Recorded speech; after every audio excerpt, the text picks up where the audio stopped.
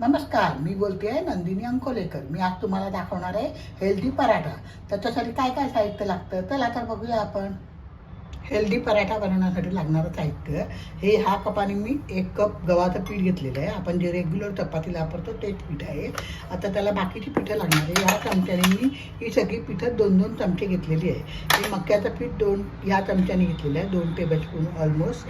ज्वारीचं पीठ 2 टेबलस्पून, बाजरीचं पीठ 2 टेबलस्पून, तांदळाचं पीठ 2 टेबलस्पून आणि नाचणीचं पीठ 2 टेबलस्पून. या पिठामध्ये आपण तुमच्या आवडीप्रमाणे तुम्ही कमी जास्त करू शकता.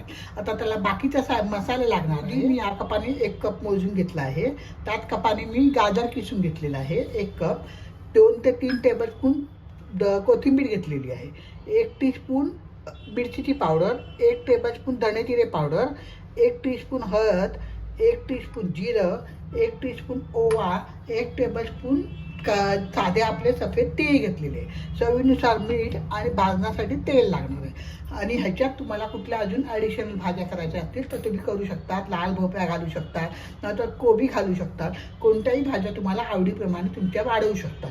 माझ्याकडे या 2 भाज्या होत्या म्हणून मी या 2 भाज्या घातल्या. हा पराठा म्हणजे एकच डिश केली आणि दह्याबरोबर किंवा लोणच्यावर खायला दिलं तर अप्रतिम डिश होते. आता आपण सुरुवात करूया. पहिले मी गव्हाचं पीठ टाकते, मग मक्याचं पीठ आहे, बाजरीचं पीठ आहे, ज्वारीचं पीठ, तांदळाचं पीठ, नाचणीचं पीठ. आता ही सगळी पिठं आपण पहिल्यांदा कोरडी मिक्स करून घेऊया. आता त्याच्यात मी सगळे मसाले टाकत जाते. लाल मिरचीची पावडर, धणे जिरे पावडर, हळद, जिरं, ओवा जरा हाताची क्रश करून घेऊया.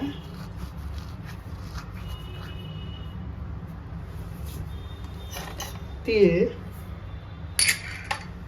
चवीनुसार मीठ. आता हे पण पहिल्यांदा सगळे आपण मिक्स करून घेऊया. आता त्याच्यात दुधी टाकते, गाजर टाकते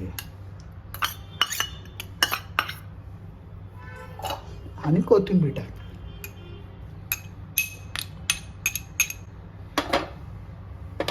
स्वच्छ हात धुवून घ्यायचे आणि मिक्स करायचं हाताने चांगलं.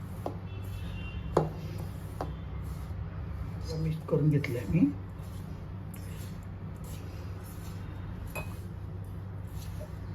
आता आपण पराठासाठी भिजवतो तसं पीठ भिजवायचं. जास्त घट्ट नाही आणि जास्त पातळ नाही. आणि हे पीठ भिजवलं की आपण 5 मिनिटात पराठे करायला घ्यायचे, नाहीतर दुधी पाणी सोडते आणि पीठ पातळ होईल.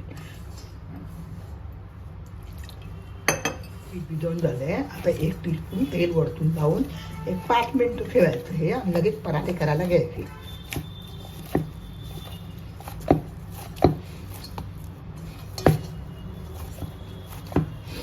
बघा जास्त कडक नाही, जास्त मऊ नाही. आता पीठ भिजवलं आहे मी.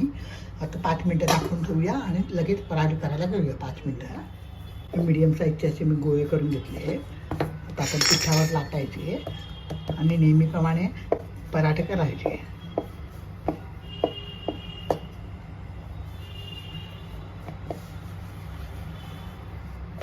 छोटे छोटे पराठे लाटले आहेत. नाही जास्त जाड आहे नाही जास्त पातळ आहे, असे पराठे घेतले आहेत मी लाटून. आता आपण तेल सोडून भाजायची. पराठा टाकलाय मी गॅसवर.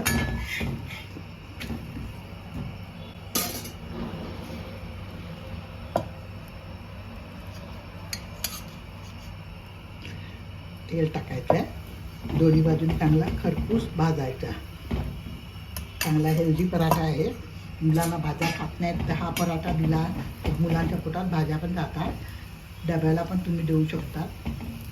माझ्या रेसिपी तुम्हाला कशा वाटतात ते कॉमेंट बॉक्समध्ये कळवा. माझ्या चॅनलला नवीन असाल तर प्लीज सबस्क्राईब करा, लाईक करा, शेअर्स करा, आपल्या मित्रमैत्रिणींना शेअर्स करा. दुसऱ्या बाजूने पण थोडं तेल टाकून थोडं थोडं तेल टाकून किंवा तूप टाकून, पण तूप टाकलं तर ते घट्ट होतं, मग त्याचा पराठा असा चिवट होतो. तर माझ्या मते तेल टाकलेलं चांगलं. तर तेल टाकून दोन्ही बाजून चांगला असा दाबून दाबून शेकायचा.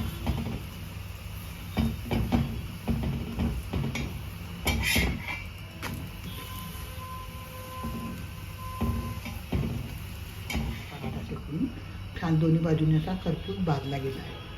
आता आपण दही आणि लोणच्याबरोबर सर्व करूया. पराठे तयार झाले. आता आपण दही आणि लोणच्याबरोबर सर्व करूया. चला.